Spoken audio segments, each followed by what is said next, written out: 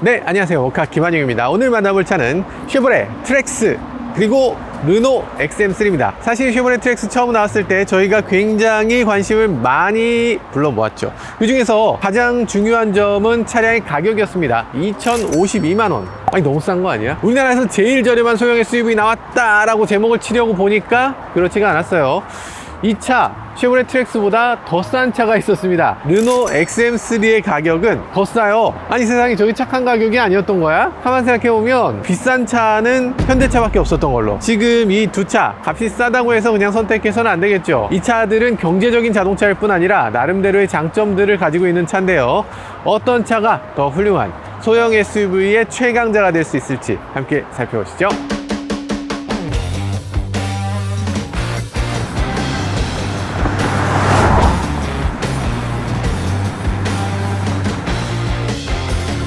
그리고 먼저 말씀드려야 될 게 있는데, 저희가 소개해드리는 이 차 쉐보레 트랙스는 시승차가 아닙니다. 지금 구독자님이 보내주신 차예요. 구독자님 대단히 감사합니다. 사실은 저희가 르노와 쉐보레에 비교를 하겠다고 하고 양쪽으로 메일을 보냈어요. 그랬더니 르노는 감사합니다 이러면서 차를 선뜻 내주셨고요, 쉐보레는 르노 XM3하고 비교하는 거면 저희가 차를 내드릴 수 없습니다, 공식적으로 그렇게 말씀하셔서 쉐보레 차는 저희가 드리지 못했어요. 그러다 보니까 이 옵션에서 차이가 좀 있습니다. 액티브, RS 이 차들이 끝판왕이잖아요. 그래서 이 차는 지금 끝판왕은 아니고 조금 저렴한 모델 LT 모델이고요. 그럼에도 2,400만원 정도 되는 모델입니다. 깡통 모델과는 사뭇 다르죠. XM3는 회사에서 준 차다 보니까 풀옵션이에요. 트림 자체도 끝판왕인데 거기 옵션까지 다 붙였기 때문에 가격이 3천만원입니다 600만원의 차이가 난다는 거, 이거 감안하고 보셔야 될 것 같고요. 그럼에도 깡통 같은 경우는 오히려 쉐보레 트랙스에 비해서 XM3가 조금 더 저렴한 차다,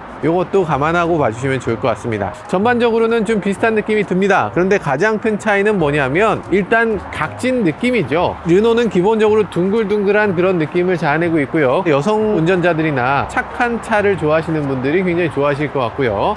쉐보레는 아무래도 좀 각이 져서 좀 더 강인하게 터프한 남성들이 더 좋아할 만한 그런 디자인으로 만들어진 것 같아요. 일단 외관에서 훌륭하게 나온 것만큼은 분명해 보입니다. 이 두 차가 나름대로 이 소형 SUV에서는 정말 한 획을 긋는 그런 아름다운 모습을 보여주고 있어요. 그러니까 이 차는 낮춰놓으면 해치백이에요. 해치백을 그대로 올린 것 같은 느낌이 들도록 디자인을 해놨습니다. 그러면서 천장은 쿠페형 SUV 느낌이 나게끔 디자인이 돼 있는 날렵한 자동차라고 할 수 있어요. 근데 반면에 이 쉐보레 트랙스 같은 경우는 루프라인이 쿠페형 SUV까지는 아니고, 그러면서 뒤쪽을 많이 깎아놓은 최신 디자인이긴 한데 약간 쿠페형이라는 느낌보다는 SUV의 느낌이 더 많이 나는 그런 디자인을 하고 있습니다. 지상고가 상당히 다릅니다. 이 트랙스 같은 경우는 앞쪽은 30이 채 안 돼요. 29, 뒤쪽이 31 정도 됩니다.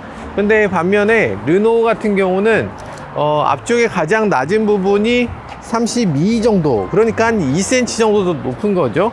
뒤쪽은 가장 높은 부분이 34 정도, 땅에서 조금 더 떠 있다 이렇게 볼 수 있어요. 차가 기본적으로 좀 작기 때문에 이걸 높이고 싶었던 그런 의지가 느껴지는 것 같아요. 마찬가지로 쉐보레 트랙스도 실제로 차가 좀 작아요. 그래서 좀 높이는 부분이 있습니다. 어떤 차하고 비교해보면 아시냐면 셀토스 같은 차하고 비교해보면 셀토스는 지상고가 오히려 낮거든요. 그만큼 차가 큰 차이기 때문에 조금 낮춰도 충분히 큰 느낌을 줄 수 있어서 그래서 굳이 차체를 높일 필요가 없는 거죠. 요즘 자동차 회사들이 SUV가 굉장히 유행하니까 이런 해치백 같은 자동차를 조금 높이는 형태로 디자인을 많이 하는 것 같아요. 그래서 요즘 최신 유행하는 그런 높여놓은 자동차 이런 느낌이 드는 거고요. 그러다 보니까 높여놓은 자동차의 특징은 뭐냐면 이 휠하우스 안쪽으로 주먹이 그냥 쑥 들어간다는 거예요. 너무 높여놓으면 휠하우스 안쪽이 보이면서 조금 차가 벙벙해 보이죠. 그런데 그런 것들 XM3 같은 경우는 아무래도 주먹이 좀 잘 안 들어가는 정도, 여기는 6cm, 10cm,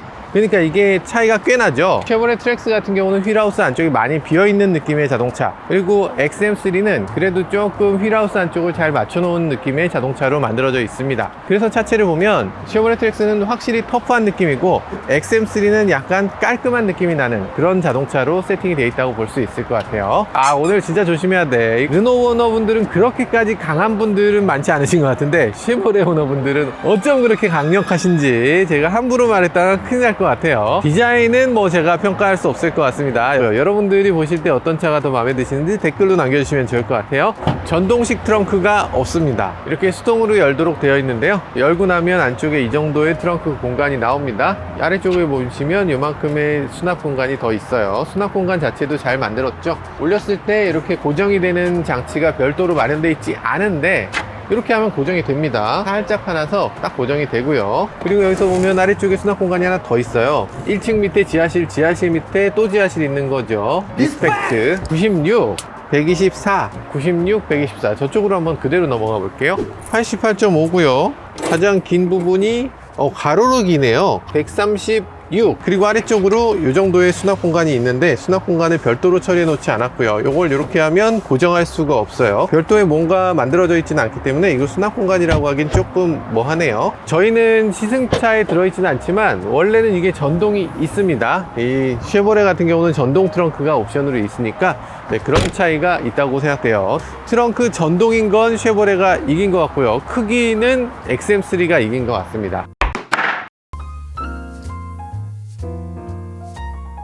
뒷좌석 앉았을 때 머리 공간 충분하고 무릎 공간 충분하고, 야, 넉넉해요. 넉넉합니다. 트랙스 실내는 정말 훌륭하네요. 천장부터 시트까지가 93cm. 저는 모든 차를 92 정도로 봅니다. 92보다 크면 넉넉하고 92보다 작으면 머리가 닿는다, 이렇게 생각하는데요, 충분한 머리 공간을 보여준다고 볼 수 있어요. 머리가 절대 닿지 않죠. 그리고 뒷좌석에는 질감이 좀 너무 플라스틱 생질감이 난다, 이런 부분이 있는데 뭐 이런 것들도 너무 저렴하게 만들어진 게 아닌가. 심지어는 이거 따로 부품을 하나 낀 것도 아니고 패널이 있는 것처럼 이렇게 디자인됐거든요. 한 덩어리예요 이게. 야, 이게 이렇게 저렴하게 찍어낼 수가 있나. 일단 저렴하게 찍어내는 것 자체는 잘못이 아니죠. 그거 가지고서 소비자한테 더 좋은 혜택을 줄 수 있으면 좋은 거죠. 뒷좌석의 시트는 6대4로 폴딩되고, 그리고 뒷좌석이 뒤로 젖혀지거나 이러진 않아요. 당연하지만 폴딩했을 때 공간이 더 넉넉하게 사용할 수 있고, 그리고 팔걸이도 이렇게 제공이 됩니다. 팔걸이 같은 경우는 조금 뭐 앙증맞긴 하네요. 컵홀더라든지 이런 것들도 어쨌든 만들어져 있고요. 소형 SUV의 전형적인 모습.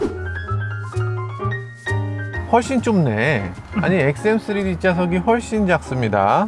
머리까지 지금 몇 센치냐면 92cm입니다. 지금 딱 92라서 그래서 머리가 탈랑말랑하는, 머리는 안다, 머리카락은 다. 그래요. 저는 앉은 키가 큰 편인데도 이런 걸 보면, 네, 뭐 이 정도면 뭐 괜찮죠. 양호합니다. 트랙스하고 비교했을 때 조금 좁다는 거지, 일반적인 자동차 중에는 소형인 걸 감안하면 굉장히 딱 맞는 공간이라는 생각이 들어요. 넉넉하다는 느낌은 그다지 들지 않고요. 그럼에도 뭐 부족한 부분을 찾으려면 부족한 부분이 하나도 없는 그런 정도입니다. 이 회사가 너무 옵티마이즈 된 거예요. 그러니까 트윙고, 클리오, 메간 같이 이렇게 소형차, 준중형차 이런 차들을 어마어마하게 많이 만드는 회사입니다. 그러니까 이 소형차를 너무나 잘 만드는 메이커이기 때문에 이 소형차를 만들 때 어떻게 하면 딱 맞는지 그걸 정확하게 알고 있는 거죠. 굉장히 놀라울 정도입니다. 소형인데 이 정도의 질감을 준다고. 팔걸이도 조금 더 완성도가 있고요. 이 패턴이라든지 요 알칸타라를 더한 부분이라든지 스티치를 하는 분이라든지 조금 더 평가를 좋게 줄 수밖에 없을 것 같아요. 그리고 또 헤드레스트 같은 경우에 앞좌석 헤드레스트는 이렇게 마치 볼보처럼 이런 식으로 둥글러진 헤드레스트를 쓰고 있는데, 이런 헤드레스트는 만약에 운전자가 정말 헤드레스트를 정확하게 이렇게 조절하지 않은 경우에도 후방 추돌에서도 머리를 좀 보호해 줄 수 있도록 하는 그런 역할을 하기 때문에 안전에도 도움이 되는 그런 헤드레스트라는 생각이 듭니다. 근데 뒷좌석 헤드레스트는 살짝 높이가 낮아서 이게 머리를 제대로 받쳐주지 못하고 있어요. 우리나라 요즘 엔캡 테스트는 뒷좌석에도 사람을 태우거든요. 물론 조금 작은 사람이기 때문에 이 헤드레스트에 잘 맞을 수 있을 것 같긴 합니다. 그렇지만 약간 큰 사람의 경우는 헤드레스트가 조금 부족할 수 있을 것 같긴 해요. 그리고 양쪽으로 그물망이 있잖아요. 럭셔리 아닙니까? 쉐보레 트랙스는 한쪽에 밖에 없어요. 이쪽에도 조금 더 이 방향이라든지 열고 닫고 이런 것들이 제공되는 면에서 조금 더 낫다, 이런 생각이 들어요. 열선도 뒷좌석에 이렇게 마련되어 있네요. USB는 A타입으로 2개를 제공하고 있고요. C타입은 제공되지 않고 있네요. 자, 뒷좌석 스피커에 있어서는 스피커가 우퍼, 미드 이런 정도를 담당하는 아래쪽 스피커가 있고요. 그리고 위쪽에 트위터가 하나 별도로 또 있습니다. 그러니까 스피커 개수가 2개가 더 있죠. 도어 트림이라든지 이런 것들, 트랙스는 그냥 한 덩어리로 쿵 찍어낸 느낌인데 얘는 그래도 별도 부품을 붙이기도 해서 약간 약간은 더 고급스럽게, 어쨌든 액센트가 조금 더 있으면서 조금 더 그나마 고급감을 만들어내고 있네요. 역시 풀옵션. 아니에요. 트랙스는 풀옵션으로 가도 이게 한덩어리입니다. 이런 부분에 쓸데없이 꾸밈을 한다거나 그런 것에 대해서 도저히 용납하지 않았던 것 같아요. 차의 기본기에 충실하자, 이런 느낌이었나 보죠. 자, 그런 생각이 들고요. 그리고 도어 손잡이 만질 때 이 느낌은 유럽차 느낌이 딱 납니다. 뭔가 만듦새가 단단한 느낌이 있어요. 그리고 또 이 차에서 더 큰 특징은, 트랙스는 뒤쪽으로 루프가 그냥 수평으로 가는데 이 XM3는 뒤쪽으로 약간 루프가 꺾여 내려옵니다. 그러다 보니까 이 차 안이 굉장히 어둡게 느껴져요. 저는 이 헤드라이너를 지금 검정색으로 채택하고 있는데 이거는 잘못된 거라고 봅니다. 흰색으로 선택해야 될 것 같아요. 무조건.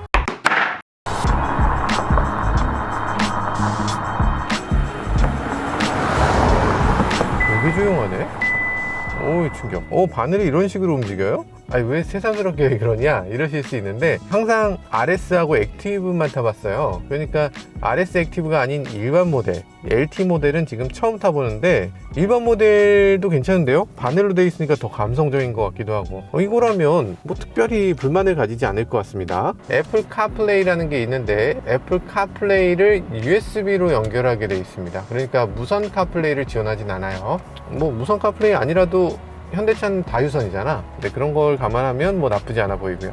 자, 그리고 시동을 걸고서 제일 먼저 느낀 점은 차가 굉장히 정숙하다는 거예요. 지금 3기통이라고 굉장히 아쉽게 느껴지는 부분은 아닙니다. 정차했을 때 차가 그다지 흔들리지 않게끔 정말 잘 만들어낸 것 같고요. 지난번에 초기에 저희가 시승했을 때 그때에 비해서 품질이 좀 더 좋아진 것 같습니다. 처음에는 이렇게 정차 잠깐 하고 있어도 확실하게 느껴졌었거든요. 근데 지금은 그렇게까지 이상하다고 느껴지지 않을 정도로 부드럽네요. 소음은 조금 있는 편이긴 하네요. 엔진이 조용한 엔진은 아닙니다. 확실히 소리도 이 자동차에 약간 부앙 하는 그런 느낌, 그거 있는 걸 또 좋아하시는 분들도 계세요. 저도 사실 소리가 있는 차를 좋아하고요. 근데 소리가 있는 것하고 소음이 나는 건 조금 다른 문제잖아요. 어느 순간에 좀 소리가 조금 과하다 싶은 정도로 날 때도 있네요. 3기통 터보 엔진이다 보니까 확실히 그 느낌이 납니다. 사실은 뭐 효율성이나 이런 면에서 봤을 때는 3기통이 나쁘지 않죠. 많은 사람들은 서울에서 뭐 얼마나 밟겠어요. 이것 밟아봐야 5, 60km 달리고, 많이 밟아봐야 뭐 100km잖아요. 그래서 지금 이 정도 시내를 달릴 때 손색 없습니다. 충분하죠. 예전 트랙스처럼 그렇게 답답한 느낌이 아니라 넉넉하진 않아도 그래도 딱 맞게 달릴 수 있는 그런 엔진을 장착하고 있다고 볼 수 있습니다. 그리고 시속 100km 정도로 가속했을 때 RPM이 한 2000rpm 정도가 떠요. 요거가 아마 어떤 분들한테는 조금 거슬릴 수 있을 것 같습니다. 그러니까 장거리를 주로 다니시는 분들은 이 시속 100km 주행 구간이 꽤 많이 필요하잖아요. 변속기가 6단이다 보니까 이 마지막 단이 그렇게 크루징 전용 기어는 아니다, 그런 생각이 드는 거죠. 그래서 장거리를 그냥 정속으로 갈 때는 조금 연비에서 손해를 볼 수 있을 것 같다, 이런 생각이 들고요. 그리고 RPM이 높은 상태로 운전하면 조금 더 피로감이 높은 면이 있습니다. 큰 차이는 아니겠지만 주구장창 난 장거리만 갈래, 이런 사람들한테는 좀 아쉬운 부분이라고 할 수 있겠어요. 지금 XM3하고 비교했을 때 이 차는 연비가 한 10% 가까이 차이 납니다. 같은 소형 SUV인 걸 감안하면 꽤 연비 차이가 많이 나는 편이에요. 그래서 엔진 출력이나 연비 면에서 조금 떨어지는 이유가 아마도 이 변속기 때문이 아닌가, 그런 생각이 드네요. 트랙스는 확실히 이 겉보기에는 굉장히 터프하고 거친 자동차로 느껴지지만 실제로 차를 타보면 전혀 딴판입니다. 굉장히 부드럽고 온화한 자동차예요. 그래서 그런 것들을 감안하고 차를 선택하면 후회가 없을 것 같습니다. 괜찮은 승차감, 굉장히 부드러운 느낌을 주고 있습니다. 도로와 약간 분리되어 있는 것 같은 그런 느낌을 자아내고 있어요. 물론 소음 수준이 그렇게까지 좋지는 않습니다. 이 창밖을 이런 소리가 나는 게 이런 정도. 바퀴 구르는 소리도 꽤 많이 들어오는데, 이 구르는 소리도 어떤 분들은 거슬린다고 말할 수 있을 정도, 그런 소음 수준이 느껴지네요.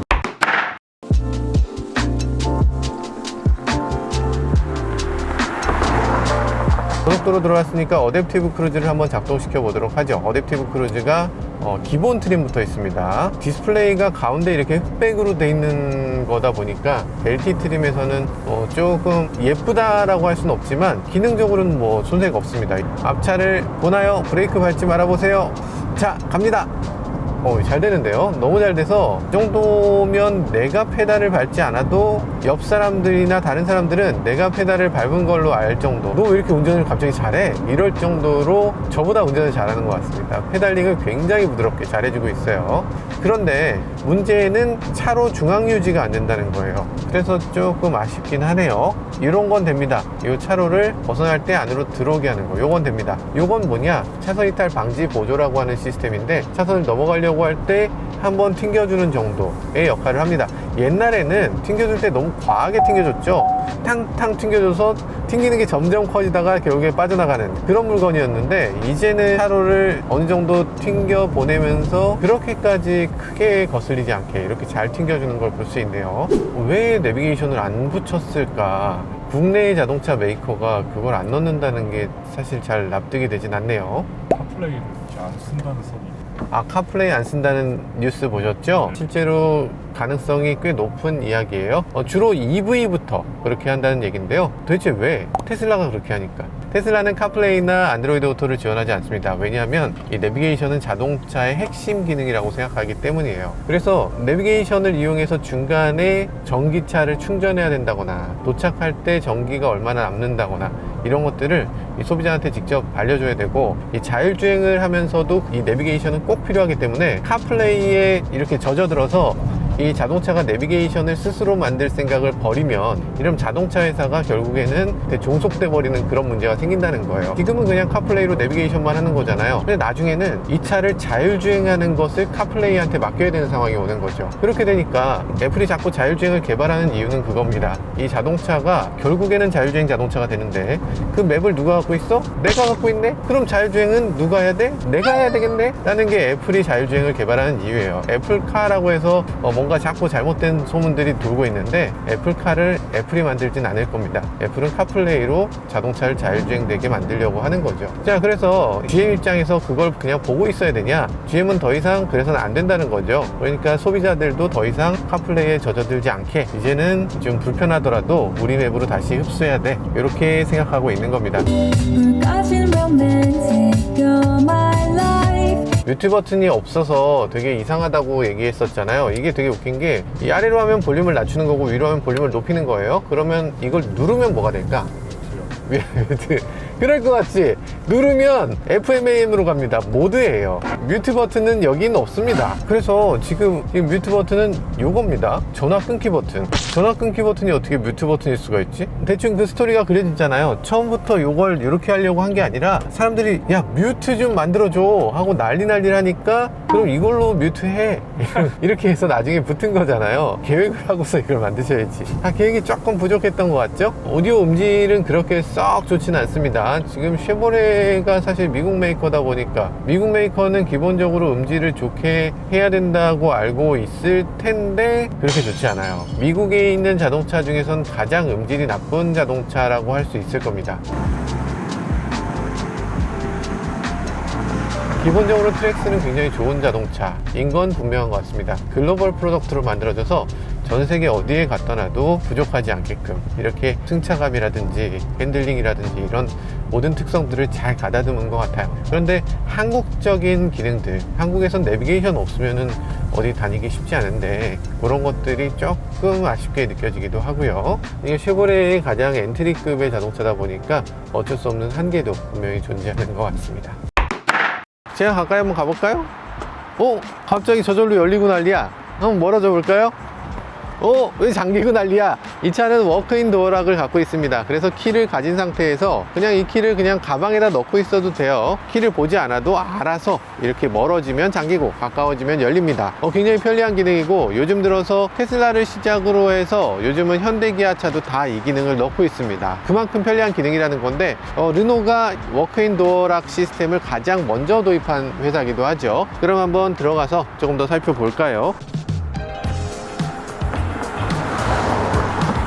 일단 인테리어가 뭔가 조금 더 짜임이 있달까? 안정감이 느껴져요. 이런 것들 키 놓는 자리도 딱 마련되어 있고요. 여기 지금 무선 충전 패드는 지금 풀옵션임에도 불구하고 무선 충전 패드가 안 들어 있습니다. 무선 충전 패드는 별도 옵션이에요. 15만원짜리 옵션인데 굳이 무선 충전 패드를 선택 안 하는 게 좋으신 것 같아요. 후방 카메라 있어야 되죠. 후방 카메라가 있어야지 저렇게 고양이도 보이잖아요. 고양아 어디 가니? 같이 놀자. 무선 카플레이가 돼요? 되게 디스플레이가 깔끔하네. S링크가 빠지고서 들어간 이지링크는 제가 여러 번 칭찬을 드렸는데 정말 훌륭한 인터페이스인 것 같습니다. 내비게이션 너무 잘 되고요. 좀 빠릿빠릿하게 움직여지는 거 이런 것들 좋고요. 목적지, 안내 시작 누르면 이렇게 티맵같이 생겼네. 티맵 같이 생긴 게 아니라 티맵이에요. 티맵이 들어있으면 사실 카플레이를 써야 될 이유가 있나? 카플레이로 뭐 쓰실 거예요? 결국엔 티맵 쓸 거잖아. 근데 티맵이 기본적으로 들어있다는 거. 지금 4기통 엔진을 사용하고 있는데 쉐보레 트랙스의 3기통 엔진에 비해서 확실히 질감은 느껴집니다. 4기통 사운드와 3기통 사운드를 잘 구별하시는지 모르겠는데 저는 확실히 그걸 구별하거든요. 3기통, 4기통, 6기통, 8기통 다 나름의 컬러가 있습니다. 그 컬러가 다르다는 거지 이게 3기통에 비해서 뭐 압도적으로 조용하다거나 뭐 이런 건 전혀 아닙니다. 이 4기통의 이 느낌을 좋아하시는 분들은 좋아하실 것 같다.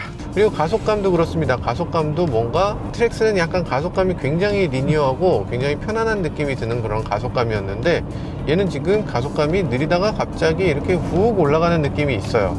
그러니까 터보차저가 더 강하게 들어있다는 거죠. 이 부분을 좋아하시는 분들도 분명히 계실 것 같아요. 게다가 이 차는 DCT 7단 변속기를 갖고 있거든요. DCT의 특징은 뭐예요? 직결감이 높은 그런 변속기라는 거거든요. DCT다 보니까 그렇게 터보차저가 터지는 부분이나 이런 것들이 굉장히 즉각적으로 딱 느껴지게 직결감 좋게 이렇게 느낄 수 있는 그런 부분이 있습니다. 자, 달려볼게요.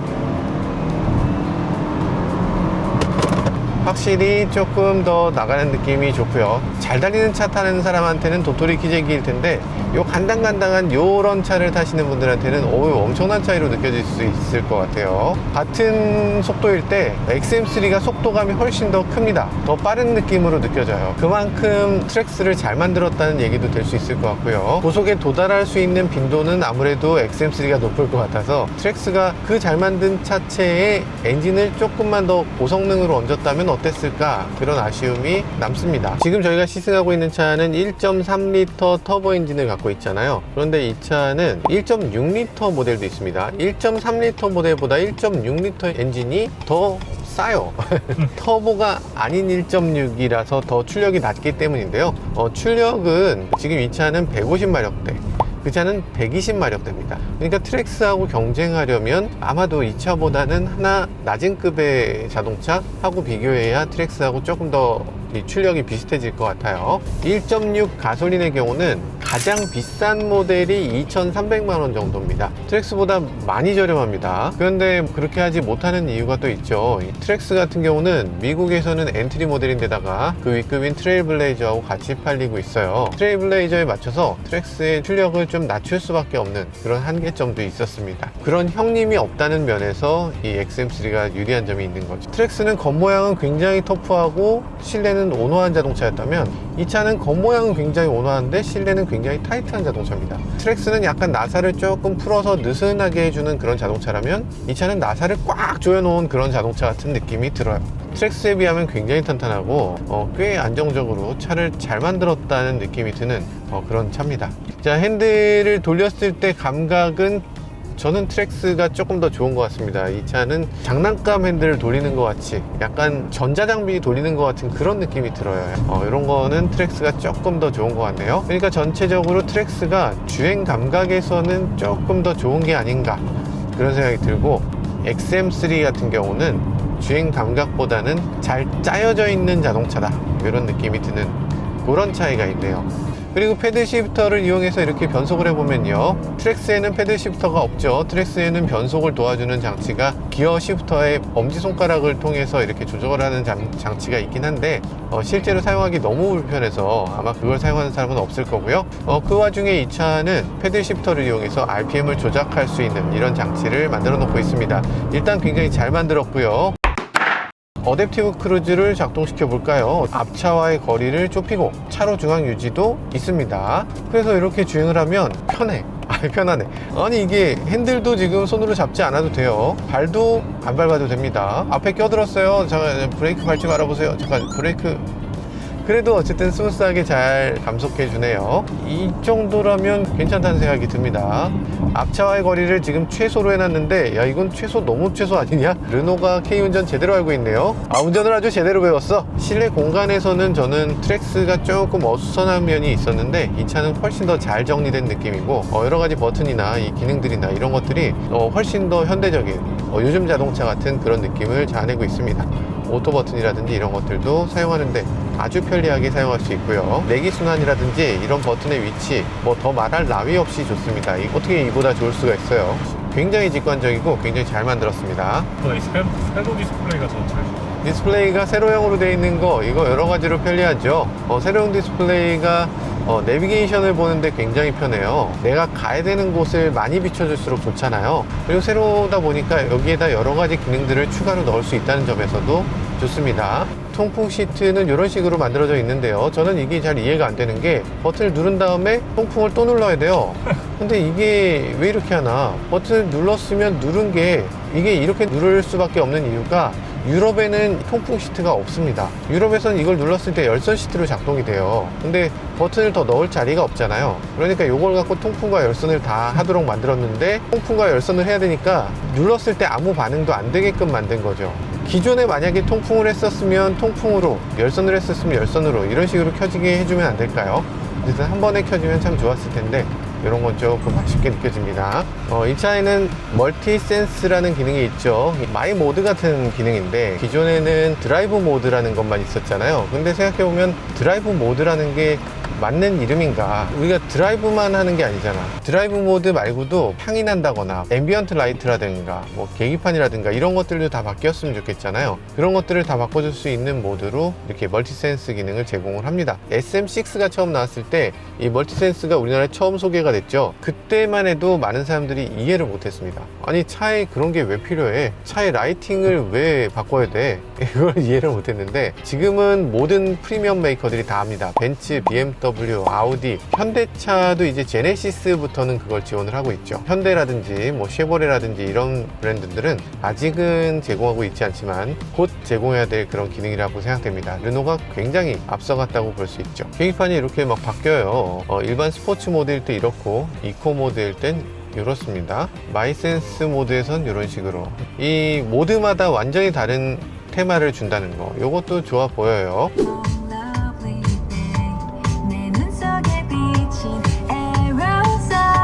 XM3의 오디오 음질이 뭐 엄청나게 좋은 건 당연히 아니지만 트랙스에서 넘어오다 보니까 음질이 엄청 좋게 느껴지네요. 자, 그리고 리모컨에 있어서도 트랙스는 위쪽에 버튼들이 있고요. 그리고 뮤트 버튼이 전화기 버튼을 이용해서 뮤트를 해야 된다는 거 그게 조금 좀 이상하다 이렇게 얘기도 드렸었는데 이 차는 그렇진 않습니다. 이 차는 리모컨이 별물로 붙어 있습니다. 뒤쪽에 별물로 리모컨이 붙어 있으면 좋으냐? 좋습니다. 저는 개인적으로 봤을 때 이게 훨씬 더 바람직하다고 생각돼요. 왜냐면 운전 중에 보지 않고도 이 볼륨을 조절할 수 있고요. 그리고 모드 버튼이라든지 소스 버튼이라든지 이렇게 다이얼로 돌릴 수 있는 거 이런 것들까지도 제공을 하고 있기 때문에 리모컨이라든지 이런 것들도 꼼꼼하게 만들어져 있고요. 오디오 성능도 확실히 더 좋고요. 5인이라는 거 요거는 아마 사용하실 분들이 좀 계실 것 같아요. 편의점에 들어가지 않고도 편의점에서 물건을 살 수 있는 거예요. 편의점 알바가 뛰어나와서 여기서 편의점 물건을 줍니다. 도로가에서 그걸 받을 수 있는 거죠.